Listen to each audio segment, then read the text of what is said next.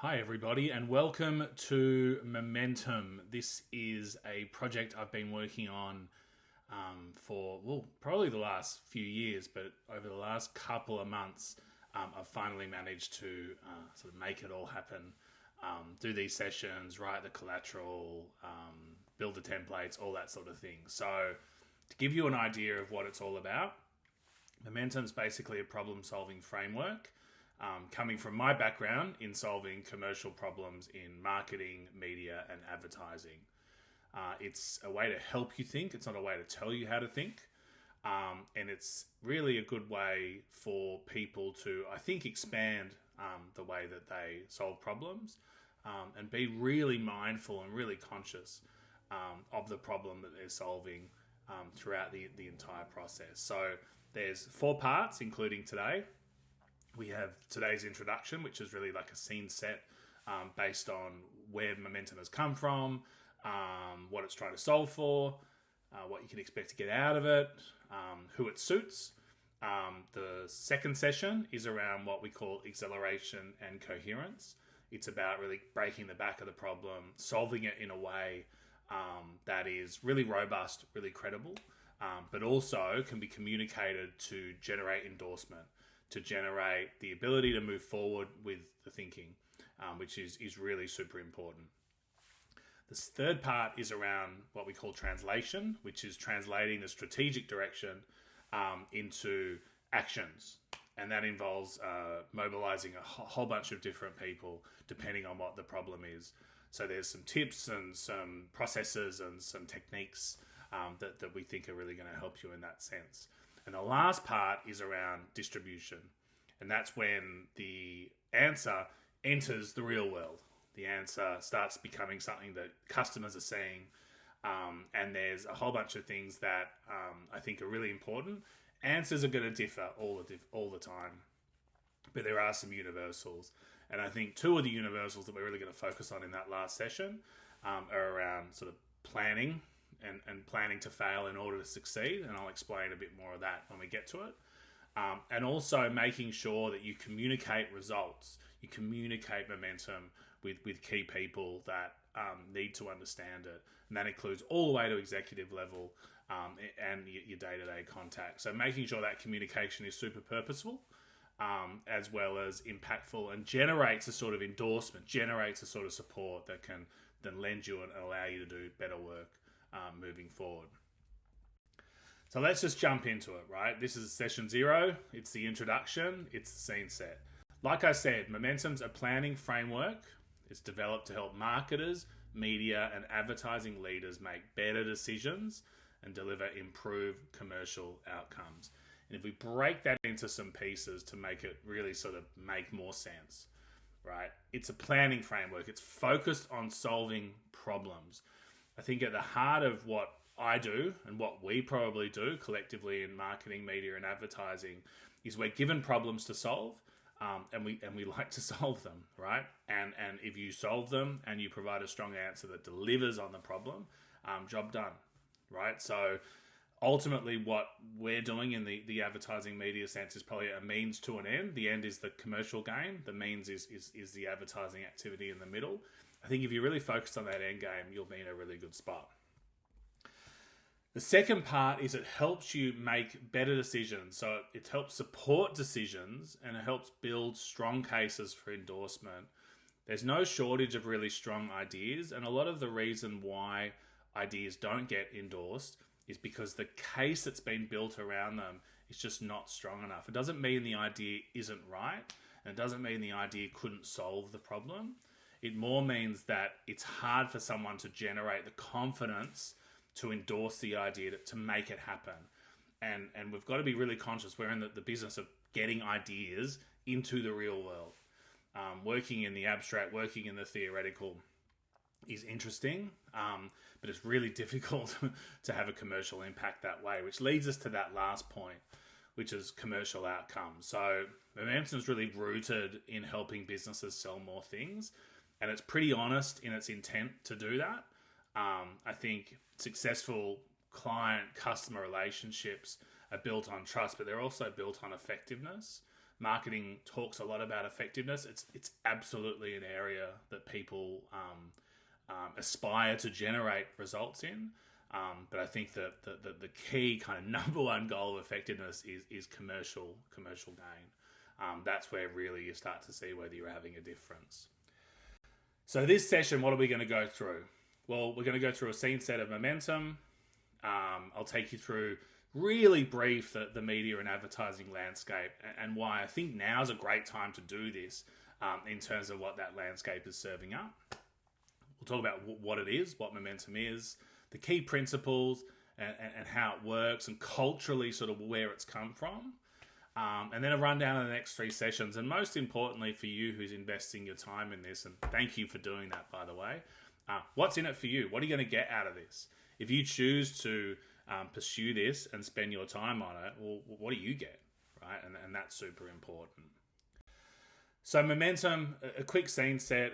Who am I? My name's Ben Shepherd. I've worked in marketing, media, and advertising for over 2 decades now. I've worked within teams at consultancies, agencies, media companies, and I've also advised privately to a bunch of different media businesses. My experience is really kind of focused, especially in the last decade, on leadership roles around commercial development, strategy, and the sort of broad area of digital. That's kind of where my strengths really lie. And in 2020, I wrote a book on advertising and media called Everything You Wanted to Know About Media and Advertising. There was always a want to turn the book, which was much more of here's a whole bunch of things that will help you understand the broad framework of media and advertising, from effectiveness principles to a whole bunch of sort of distillations of studies and marketing science, and just in my attempt tried to make them really easy to understand. I think ultimately I'm a practitioner. I love doing this sort of thing. I love kind of solving problems. And so this was really the aim of trying to think, okay, here's some things that have helped me solve problems over time. Could they potentially help other people?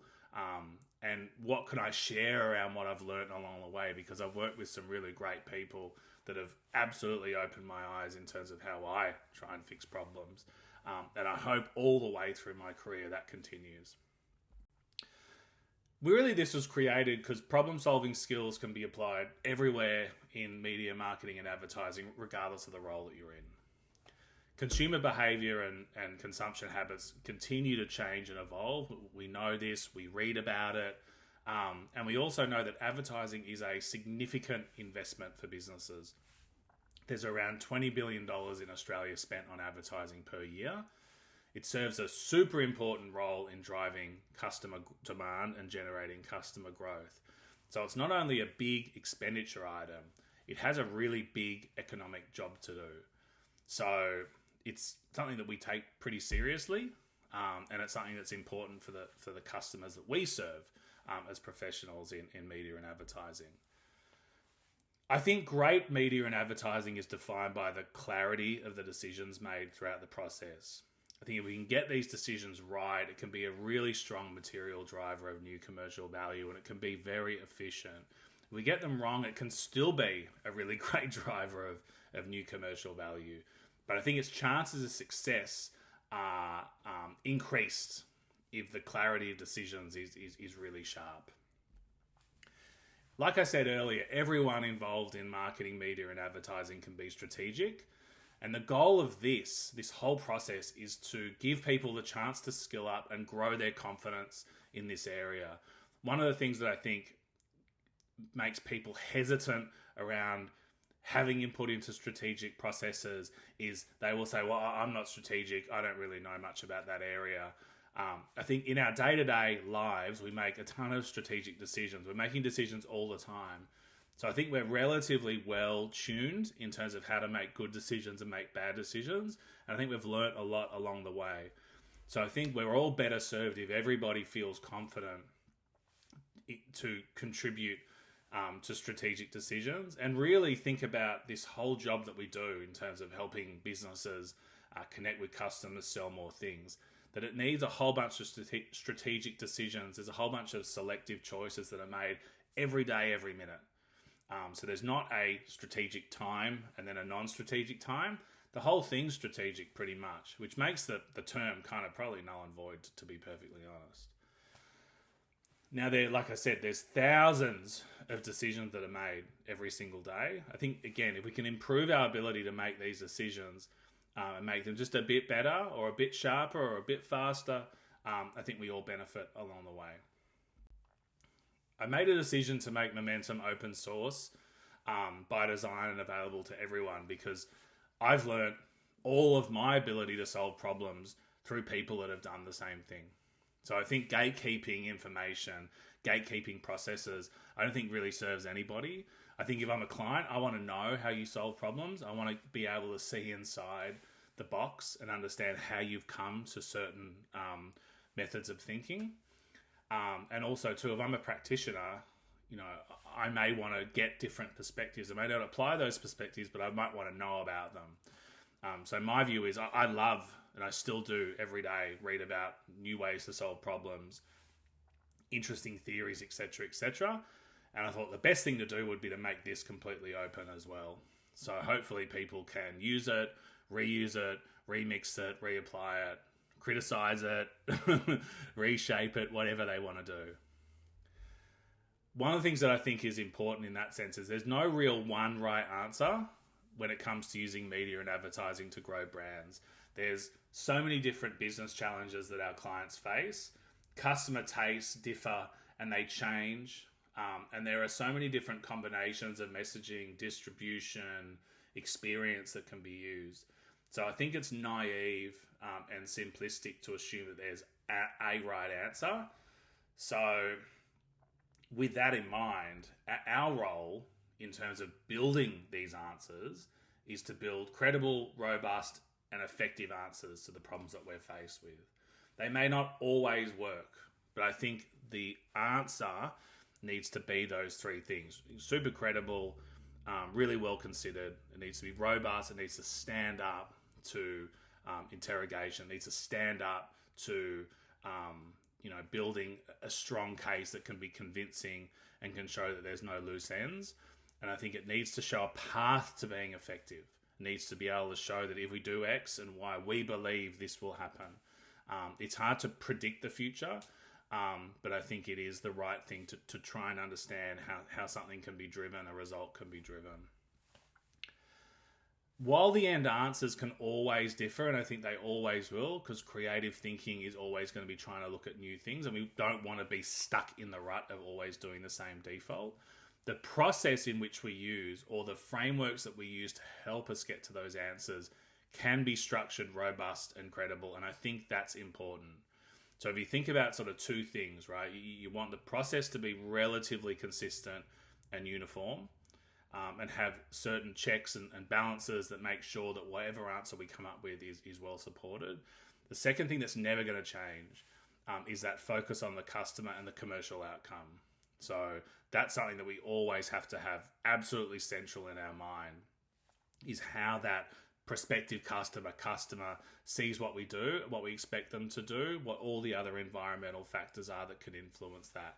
Those things are never going to change. I think this framework allows you to always have those in your mind. This can be used as an end-to-end process if you want, or it can be used selectively. It's really up to you. There's no right way. You can listen to one of these guided sessions, find it's not for you, and just read the decks. You can not read the decks and just look at the templates. You can do whatever you want to do with it. I'm just happy that you've spent some time looking at it, and hopefully it's provided some value on what to do or maybe what not to do. What's in it for you? It's a free program. You get all the materials you can use, you can keep, you can edit. There's PDFs, there's PowerPoints, there's these videos, there's a whole bunch of stuff. There's 4 guided sessions where I will talk through this. So you'll see me in this little square explaining, I'm not a professional educator. It will be relatively candid. If you've got any questions, I'm relatively available and accessible online if you want to ask me questions. There's also materials. They'll be on Google Drive. I've set up a learning LMS for this as well. And then these videos are obviously available in other places. So there'll be no shortage of ways to obtain the material. Like I said before, confidence is the key if you feel confident in contributing to strategic decisions, if you feel confident in your decisions being shaped and influenced and questioned by others in a positive, incremental way, then that will lead you to make better decisions. So confidence is really important, and I really urge you to kind of back yourself with this sort of thing. Back yourself, back your ability to improve. And I think that's kind of really a significant part is feeling that you're in the kind of space, you have the permission to play. So don't forget that as we go through this. Okay, the media and advertising landscape. I'll make this as brief as I can. There's numerous ways to do this, and I've chosen one way, okay? So if you look in the press and you look at where media is heading, you'll get a bunch of doom. Traditional TV is dying. Social media is dying. Google is dying. Privacy is dying. News business is dying. Journalism is dying. Influencers are dying as well. Advertising is dying, and the agencies are dying as well. Streaming is dying. Radio might be dying, and mobile marketing and app marketing is also dying. So every channel, someone relatively credible has probably pronounced that it is dying. This is constant. I think what we see, if anyone follows sport, you'll find that hot, crazy takes are much more entertaining than reasoned, considered takes. So predicting the death of something or something really radical, it's just more attention grabbing than probably the reality, which is a lot different. We look over here, what we see is, well, on one hand, we've got social dying. On the other hand, it's overtaking paid search to become the world's largest channel by ad spend. Search was dying in that last slide, but Google and its parent Alphabet are growing by 15-16% year over year, with 88.3 billion US in quarterly revenue, staggering figures. The NBA generated a $76 billion TV deal with two businesses that are probably meant to be dying: ESPN, Disney, and NBC, as well as Amazon. You've got Omnicom and IPG merging, which is a demonstration, I believe, by those businesses that they think really positively about the future, even though that last slide showed agencies dying. Streaming was dying, but Spotify raised prices and still hit a record for new subscribers. You got Netflix doubling profits. You got AppLovin, which is effectively like a mobile app advertising business, which is also dying, according to that previous slide. 310% gain this year. Best performing stock amongst all US tech companies, $100 billion market cap.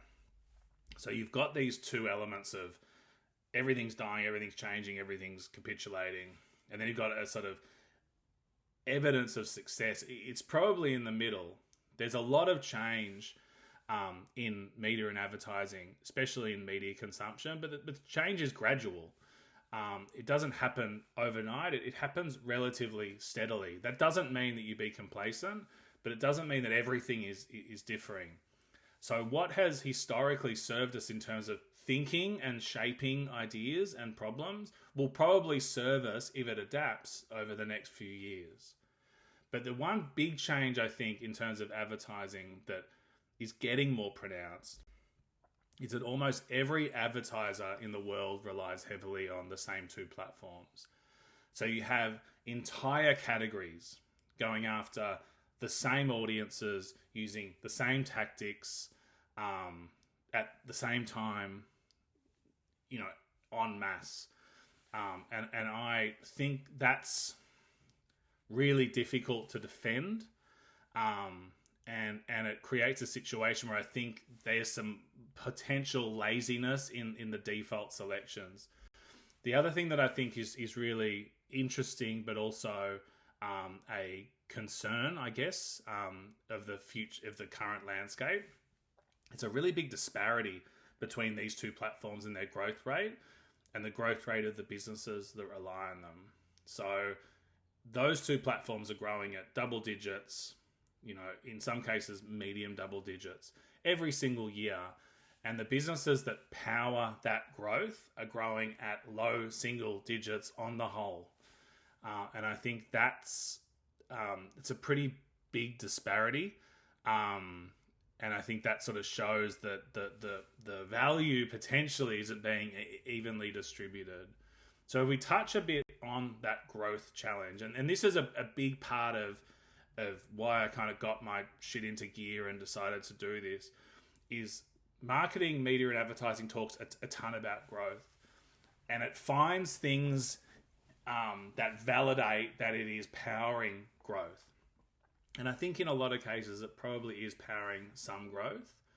But when you kind of zoom out and look a bit closer at the specifics as they relate to kind of the whole of the economy and a cohort of big advertisers, what you find is it's pretty underwhelming. So I'll go into some quick detail here and explain that. So we looked between 2020 and 2023 at what was driving profit growth in Australia. And what we sort of found was sales were up 3%. This is just generally in the Australian economy. Profit before tax was up by 11%. And the ASX 200 index was up 6%.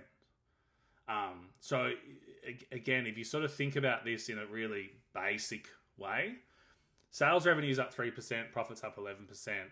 What that sort of means is you've cut your costs, which has really, created that difference between the sales revenue being at 3 and the profit revenue being at 11. If they were sort of in equilibrium, you'd have sales growing by X and you'd have profit growing by the same X. ASX 200 sort of annualized growth is at 6%, which is important, and we'll come back to it. For the same time, we looked at 27 of Australia's largest ASX listed advertisers, and we looked at their total advertising spend out of Nielsen AQX by year across that period. Now, this was broken into different channels, but we chose to just look at the aggregate figure. At the same time, all of those 27 businesses which are listed on the ASX, and these are large advertisers, we looked at sales revenue, we looked at profit or net profit after tax, and we looked at share price gains. The reason why we did that is because there is the want for advertising, media, marketing to make a case that it grows not only sales revenue, but it grows profit, and it grows share price or shareholder gains. And so the question of that is, okay, how true is that in terms of these large advertisers? It's really hard to quantify, but this is much more sort of directional. Now, to give you a sense of the scale of this, over the 3-year period, these businesses accounted for 3.4 billion Australian of advertising over that period, 120 billion of profit before tax as a collective, and 905 billion of revenue. So these are big businesses. So when we look at results, what do we find over that 3 years in terms of annualized? Well, we saw a 9% increase per year, 2020, 2023, on advertising spend. So that was a 9% increase in terms of compounded annualized growth over that period. So every year they were spending 9% more, generally, more or less. We saw a 6% CAGR on revenue. And we saw a 4% CAGR on total share price. So what you see here is the biggest rising figure is advertising. You've got a revenue figure sitting at 6. You've got a share price figure sitting at 4. So right from the sort of start, you sort of look at it and say, okay, there's a bit of a disparity there. So the next thing we did was we looked at, and this graph will sort of show you, I can try and sort of zoom in here. I'm not sure whether it's going to work, but if you look at this scatter, you've got on one axis, you got ratio of ad spend to profit before tax. So that means if the profit before tax was 100 million and the ad spend was 10 million, that ratio was 10%. So they spent 10% of their profits on advertising. The other axis, left to right, is CAGR on revenue. So that's how their revenues are going. So in this sense, what you can see with the scatter is you can see some relationship, right? The red dashed line is the market. It's kind of the average in Australia. So everything to the left of that dashed red line is underperforming. Everything to the right, immediate right, is kind of what I'd say is at market. And anything sort of far to the right is overperformance. And you can see here, there's a reasonable level of high advertising businesses that outperformed the market or marginally outperformed the market when it came to revenue CAGR. And you can sort of see here, but it's not a kind of compelling case to say if you spend more of your profit on advertising, you generate better revenue growth. That would be a kind of diagonal line going sort of left to right and upwards. But it does show in enough examples there's some positives. You can see there's a bunch of underperformance there. So it's not exactly kind of a great relationship, but there's some relationship there. We look at profit. That's where it becomes sort of less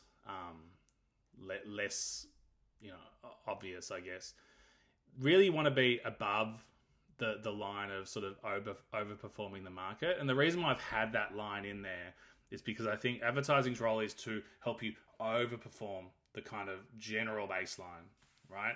It's not sort of to just make you perform at the baseline of all businesses. It's really supposed to be like a fuel that helps push you up. So you can see here in terms of overperformance and underperformance, it's pretty similar in terms of profit before tax, profit CAGR. So that's kind of actual kind of money that you've created. And we've got our ad spend ratio here. So again, what you'd sort of expect to see is a sort of diagonal line. What you see here is just sort of a big bunch of businesses. So it's inconsistent. And I think what it sort of suggests is advertising spend, at least at the sort of tonnage level, it's hard to create a case to say that it is driving profit. On share price growth, there's really kind of no relationship there. You've got your dashed line, which is the market. Anything above that dashed red line is what you'd say is overperforming the market, and anything underneath is what you'd say is underperforming the market. So here you've really got an idea of there's a ton of businesses that spent a reasonable amount of money on media and advertising that underperform the market, and there's a few that overperform the market.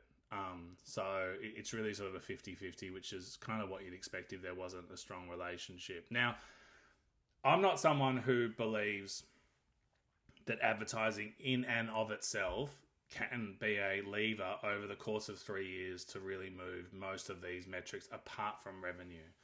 Profit or net profit after tax is a consequence of a bunch of different things that advertising, media, marketing has no control over. You know, expenditure, write-downs, financing, etc., etc. Really difficult. Share price growth is even more difficult.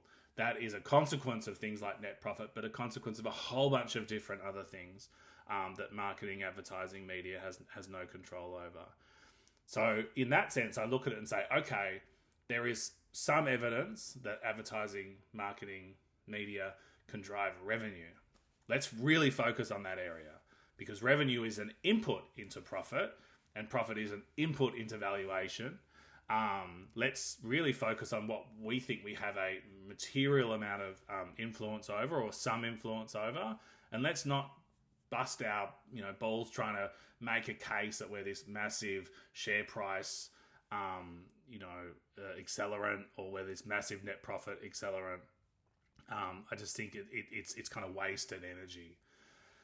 So when we think about this sort of what I'd say is this kind of still a bit tepid, just tepid level of effectiveness, I think we get seduced by things like Effie's, which is the best of the best. And what we'll say is, the best of the best are growing at this huge level. That's great. It's not necessarily reflective. It's sort of like saying everybody's, a great basketball player because the NBA All-Star team are all really great. They are reflective of the kind of upper echelon of things. So I think if we want to do effectiveness understanding, we've got to look at like the really sort of shit campaigns as well as the really good ones, because otherwise it's unbalanced. But I do think there are some things that are contributing to this sort of tepid level of effectiveness, and I'll kind of go into them really quickly. these are not to say that these are good, bad, otherwise. I just think they're used really bluntly. And I think if you start to use something as a blunt instrument and it starts to just lead to default thinking, you get a bunch of thinking that's not distinct, it's not differentiated, it's not defensible, and it's probably not going to really generate a bunch of work or a whole bunch of results, sorry. So the rigid application of what I'd say are conceptual guides that start to become hard and fast rules doesn't help. There's three concepts I think that are interesting and need to be discussed and debated, and they're an input, but they often become the output. Effective share of voice, the linkage of spend, share of spend in a category to share of market is amazing in terms of the amount of oxygen it gets, considering how little it stands up to scrutiny. I think this is one where you start to ultimately get to an end spot of to spend more, need to spend more, and there's also like a pretty flimsy linkage between spending more and growing, which is very nuanced in reality, but often used as a blunt instrument to validate spending more. The long and short of it is a really interesting piece of research, but I think again is sometimes used to by people to I guess delineate in a way that's not helpful between sort of things that are short term and things that are long term, and often talk about long term results in the absence of short term results, because long term results are sort of being able to kick the can down the road in terms of demonstrating effectiveness. So I think long and short is just an unhelpful way of thinking in my view, but it is absolutely something that you see in tons of decks, and it's used very bluntly. But again, effective share of voice, long and short, if everybody's using these as shorthand in a pretty surface level way, I'm not really sure how valuable they can be if everybody has access to those things. 60-40 is another one, 60-40 on brand building versus 40% on performance. The struggle I have with this is really sort of trying to work out what is what.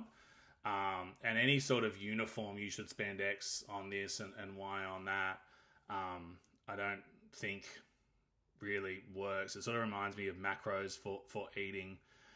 If you just did that and really did nothing else in terms of, say, protein, carbs, and I can't remember what the other one is, but I'm not sure whether it would be super effective. So you're taking something that can be interesting in terms of, okay, well, what does that mean, and how do we apply it a little bit further?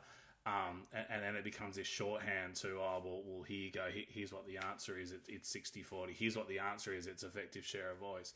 These are not answers. They're interesting things for discussion, and that's, I think, what they are intended for, but they have become shorthand for people. The other one is default advertising positions. So automated ads is one, which is, platforms saying, give us the money, we'll work it out. I think that is, again, another sort of naive position. I think it's especially naive when those businesses are growing much faster than your business is growing. So I think that is interesting in and of itself. And I think the idea that you just sort of give money and access to data and all those different things in amongst all your competition and everyone else, I'm not sure how you win from that. I think also too, sort of default positions on we must spend X, Y, Z. Paid search is probably the biggest example. When I started my career, it was sort of TV tarps. We must buy X amount of tarps. These seemed like kind of safe. I'm not going to get fired if I do this because it's safe and it's been established. And paid search is one where paid search is growing 15% every year, but budgets are not growing. It just starts eating the entire budget. It leaves you very little to do a whole bunch of other stuff that is really important. So these don't help. And these are absolutely, every day. I think if you're a marketer, you would see this from agencies all the time. If you're an agency, you would see these, you may use these. Again, not saying that they're bad, not saying all usage of them is incorrect, but there's a lot of times where they become the answer when they're not meant to be the answer. being, I guess, pragmatic is in relation to the growth of a business, especially profit and share price. There's so many factors that are beyond our control. So profitable growth is really tough. And so we've got to be mindful that it is really unlikely that through our efforts, we're going to like maximize profit by 20% or we're going to increase sales by 30%. We're in the game of inches, I think. We're in the game of if we can get 2% gain or a 1% gain or any sort of gain, or we can combat a competitor, those sort of inch by inch gains are really valuable. They don't feel headliney, they don't feel award winning, but they are absolutely critical to helping clients. So I think that's something we need to be mindful of. If profitable growth was easy, every business would be growing a huge amount. It's not. The surrounding economic and social climate, at least in Australia, is challenging. And there's only so much buyers can do with the money that they have. And they have a whole bunch of different expenses and a whole bunch of different challenges. So we can speak to them. We can demonstrate the benefit of buying things that we want them to buy. But they've only got so much resource to buy that with. And we can't push against the tide on that one. As I said earlier, there's a ton of variables that we really don't have any control over. And often those variables can make a significant difference. I remember I was working on a client one year, and their winter range in sort of the first couple of months was pretty lax. It was pretty subdued.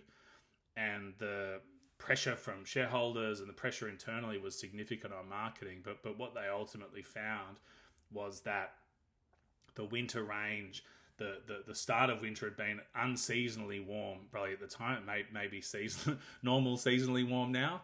And what that found was that people didn't need, when comparing those two weather kind of trends, they weren't sort of compelled to go about their normal business in terms of buying coats and jackets and things like that. And what they found out of the back end was that the winter kind of extended a little bit more. So there was that slight seasonal change. It made a really big difference on sales. And again, this is nothing that marketing could do. They were doing everything they possibly could. Once the weather was in line with what the comms were meant to say, things started to work. Andrew Ehrenberg, he championed the notion of advertising as a weak force, which is probably what I would say. And it takes a really pragmatic view of what advertising is capable of. It doesn't mean that it's like an ineffective force. It just means it's a weak force, and so its impact is moderate. I urge everyone to look at the work of Andrew Ehrenberg. He's the sort of inspiration of Ehrenberg Bass in terms of some of the principles he helped espouse, and Ehrenberg Bass has built on those and also built an incredible body of work. But I think there's sort of some people will view advertising as this mega strong force that sort of makes all these amazing things happen really quickly. I think advertising is an amazing commercial driver. I'm just, I guess, realistic around what it can do. And then that realism, I think, is important in terms of how you go about solving problems, because it's not a miracle worker. It's something that can work methodically and can work in a structured way if you allow it to do that. So these are factors that make it really difficult, factors we can't control. There are some things, though, that are generally true, and some things that we can control and we can know going in, right? So one, a brand can only really grow through share gains or category growth. It either takes more of the category, the share increases, the category stays relatively the same, or the category grows and everyone grows with it. Very difficult to grow in any other way, apart from maybe just gutting cost, but that's a short-term thing. It is hard for any prospective buyer to buy a brand they don't know exists. It's not impossible, but it's difficult. Just like it's difficult to do anything you don't know about. It's difficult to like a band you've never heard or ever heard of. It's difficult to know of a TV show that you don't know exists. It's hard to watch that. It doesn't mean that there's not ways that it can intercept you. There's not sort of serendipitous ways, but it makes it a lot harder than if you did know about it. I think the intersection of expression and distribution, expression being creative, messaging, distribution being media, anything that allows a customer or a prospective customer to see, provides a really rich platform to contribute positively to those two areas in terms of share growth, category growth, making people aware of something, making your brand salient. There is no question that the sort of two areas in which marketing comms exists in can influence those two things. There is also no one single way to use advertising and media to grow a brand. There are principles that help find the best way, and there are ways you can improve, and there are effective channels in certain contexts that are more effective than other channels, but there is not one single way that is like a antibiotic to solve, sluggish brand growth. It doesn't exist. The last thing that I think is obviously, without debate, is the budgets we have in terms of what we can control are really significant. And I know it can be if you're working on a big client and you're spending $5 million, $10 million to sort of get used to spending that level. But as somebody who can sweat whether they buy a certain packet of chips or another packet of chips at the supermarket because they're on special, in my day-to-day, I really think about, small amounts. So these are significant sums of money that businesses really need to perform well, and they need to generate a return from. And if we don't deliver that, and we don't do our best to deliver that, there are repercussions. So I think, when you're in an industry with billions of dollars of money being spent to generate potentially hundreds of billions of dollars, it's super exciting. But it's also something that I think demands really, really rigorous thinking. And I think that's something that we can always continue to improve on. So in that sense, one thing we can absolutely control is how we decide to solve problems. And these decisions that we make can create positive momentum as we convert an idea and a concept into action and ideally outcomes. So momentum is an approach to advertising and media strategy that focuses on generating time efficient, so fast, and robust, rapid thinking that generates commercially effective, high quality output. Commercially effective is super, super critical. Momentum is absurdly commercial in terms of the way it thinks. It is all about helping people sell more stuff. That is absolutely where it sits, because it's not that that's all momentum looks at, but obviously momentum and any kind of problem solving is kind of held to that in most cases. So that's kind of where it sits. So I think for momentum to be really valuable, I think you've got to kind of believe in that. Take pride from, okay, I help sell more things. Marketing advisory, marketing practice is still very much commercial. It's still very much sales oriented. And I think when you accept, understand, appreciate that, it can really unlock thinking and really unlock the way that you work. Momentum was built using the same principles that momentum uses. So like I said, I wanted to do this, I wanted to build it, but I wanted to build it in a really specific way. The way I chose to build it this year, very different to how I would have built it in 2020, very different to how I would have built it in 2016. What we really looked at was the situation. So I used a framework called situation, complication, question, answer. It's a framework that's used frequently in consulting. I absolutely didn't invent this, but I have used it. What it does allows you to distill a problem really quickly and get to an answer and then build that answer out. So the situation right now is ad investment is a significant investment for companies. It serves a really important purpose in relation to growth and generating customer demand. Absolutely, unquestioned, that is the correct situation. The complication is that advertising and media delivery is much more complex than it has ever been, which can result in increasing disconnect between the desired outcomes of advertising investment, growth, sales revenue, more customers, more share, etc., and the actual outcomes. So that's kind of the wrinkle. That's the crunchy part. The question then for me was, how can you create advertising and media planning, problem solving, connections, etc., that one, adapts at speed to customer opportunities, two, can be delivered in a really coherent and connected manner, and three, can influence both customers, stakeholders, and contributors in a positive way? That was the question. So, and as I said before, situation, complication, question, answer, great way to frame any problem, constantly used throughout this. It's something that I get to as often as I can. So the answer was momentum. So momentum has its three parts. It has acceleration and coherence, which is initially breaking the back of the problem. It has translation, which is translating and converting the top line thinking into actions, deliverables, systems, etc. Then it has distribution, which is making sure that when the rubber meets the road, we are delivering on that. We have really strong both reporting and analysis in place, and we're communicating it really effectively to internal stakeholders as well as customers. So 3-step process. What it will do, in my humble opinion, is unlock your best marketing thinking with a real focus on advertising and media, because that's where I come from. I think with acceleration and coherence, there's sort of two parts. The acceleration part is, I think, moving at speed doesn't necessarily mean moving at low quality. Consumers move really quickly.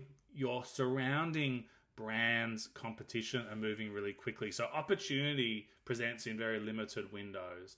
So in order to win, you've got to be able to move as quicker or as quickly as the competition. So speed and focus and really strong decision making are essential. And momentum provides the framing platform to deliver on that. Translation is really all about making sure there's not a disconnect between a strategy and action. That is probably the one area that is frustrating for both sides as well as clients. Is a strategy can feel really good. It can be translated into a plan or a schedule, and it feels just like everything else. Or the strategy's not so great, but the plan is very strong, or the activity is very strong, but it lacks some of that rationale and that connection around the why. I think having that thread running through is really critical. And there's ways that deliver on that. The best way you can deliver on that is having a fungible team that effectively is sort of working across both strategy, so translation and distribution. It's where you have non-fungible teams where things start getting battened past, and that's where you can start getting some leakage. So Momentum provides tools and structure and processes that help alleviate this and help involve the right people at the right time. Distribution is really around having a positive impact on customers, as well as understanding this positive impact needs to be recognized and understood by key stakeholders. Marketing has what would I say? It has a desire to be taken more seriously at executive level. I think the work that marketing does absolutely should be. I think the miss or the crinkle is the way sometimes that is communicated. And I think simplifying that communication and turning it into information and delivery that is much more attuned to that audience is a good way to deliver on that. And there's some ways that Momentum shows. In terms of distribution, this is not like, okay, here's a 9-step process to make sure that X, Y, Z happens. Distribution is going to differ in every instance. This is more around things that you need to be mindful of to make sure that that impact happens in distribution. After the next 3 sessions, you'll be able to put Momentum into practice. And I strongly believe even after one, you'll be able to start taking some of those learnings and using them if you choose to. What we're going to do is there's going to be a whole bunch of theory, and then there's a practical example that I built using a fictional company. So it'll be like, okay, here's XYZ. It allows you to do boom, boom, boom. Here's the way that it was applied for fictional company. Here's the steps. Here's the thinking. Here's how it was applied. And then over here in this folder is all the different templates if you want to go use them. So you get the theory, you get the practice, and you get access to all the materials, which I think is a pretty good deal for free. Session 1, acceleration and coherence. That's a pretty long session. There's a lot of things that need to be gone through. I think if you're going to watch one of these, apart from this, that's the one you want to watch. I think if you just watch this one, you're kind of 50, 60% there. Not to say that the other two aren't really important, but I think so many of the core fundamental principles are explained in that first session. Second session is around translation, how to translate thinking to internal, external stakeholders, how you get strong briefing, what you choose to include in briefing, how you build strong systems, how you build an effective pre-mortem, how you effectively make sure that you understand the consumer and all the different things that they may see or may do in the middle of seeing an ad and doing something that you want. And then distribution really focuses on, like I said before, effective management principles in terms of how something, when it's live, you make sure that it has the best chance of success. And then that second part is making sure that reporting and the championing of the results is done in a really honest, transparent, and a clear way. Really quickly, in terms of ways of working, I'd say there's 6, right? Be fungible. Knowledge work, I think, is best work organized around projects, not same set activities. Most of the problems that we're facing are not the same.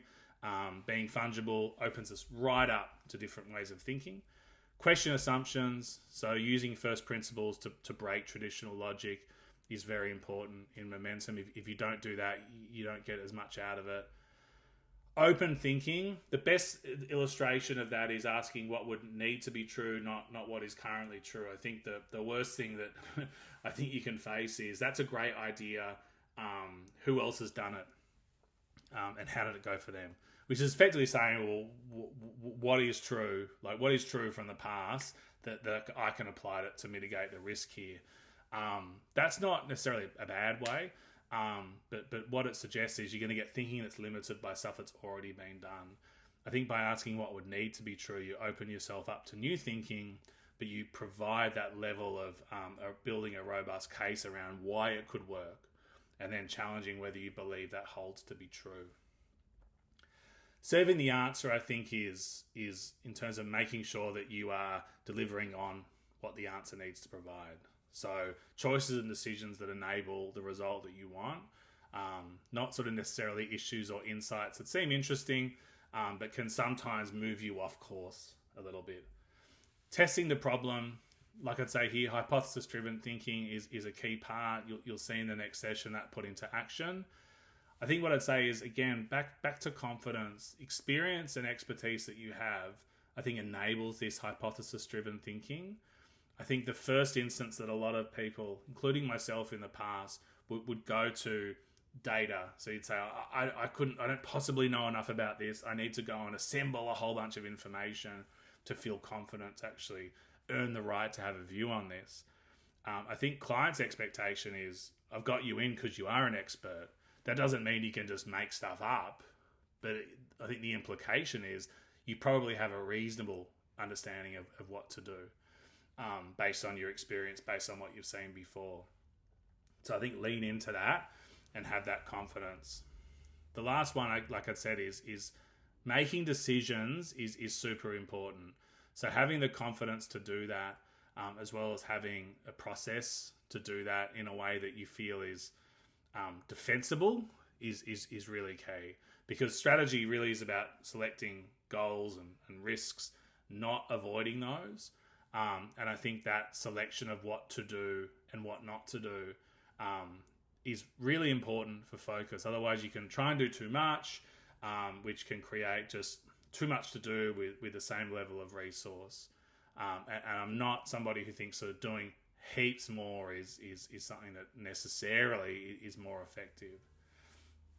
Just to leave you in terms of wrapping up this first session, Roger Martin is a incredible voice on strategy and somebody whose books I've read who's really kind of, I've read them and thought, okay, like he wrote Playing to Win, which was about work that he'd done with Arthur Lafley at P&G.